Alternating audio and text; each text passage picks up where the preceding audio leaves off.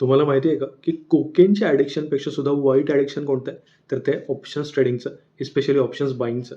आणि हे ॲडिक्शन जे आहे, ते प्रत्येक ट्रेडरला तर उद्ध्वस्त करतंच, पण त्यासोबत त्याच्या करिअरला सुद्धा एक प्रकारचा धोका निर्माण करतं. आणि नुकत्याच आलेल्या सेबीच्या रिपोर्टप्रमाणे सुद्धा फक्त 1% F&O ट्रेडर्स असे आहेत, जे ॲक्चुअली प्रॉफिटमध्ये आहेत आणि ₹50,000 पेक्षा जास्त प्रॉफिट कमवत आहेत. व्हेअरॲज मोठ्या प्लेयर्सचा ॲव्हरेज लॉस जो आहे रिटेलर्सचा, तो आहे ₹24,00,000 आणि टोटल ₹60,000 लॉस सगळ्या रिटेल ट्रेडर्सनी मिळून ऑप्शन ट्रेडिंगमध्ये केलं आहे.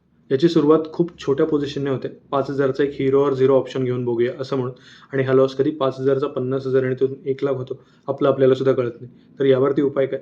जर ऑप्शन ट्रेडिंग करायचं असेल, तर ते शास्त्रशुद्ध पद्धतीने आधी शिकून घ्या आणि मगच करा. आणि जर तुमचा मेन स्ट्रीममधला जॉब किंवा बिझनेस वेगळा असेल, तर ते करता ऑप्शन ट्रेडिंग करून बघतो, असं म्हणून कधीही ऑप्शन ट्रेडिंगला हात घालू नका. त्यापेक्षा म्युच्युअल फंड इन्व्हेस्टिंग असेल, स्विंग ट्रेडिंग असेल, लाँग टर्म इन्व्हेस्टिंग असेल, यावरती फोकस करा. इथे रिस्कसुद्धा कमी आहे, रिवॉर्डसुद्धा बेटर आहेत आणि एफर्ट्स टू रिवॉर्ड रेशो खूप चांगला आहे आणि सोबतच पीस ऑफ माइंड तर मिळेलच.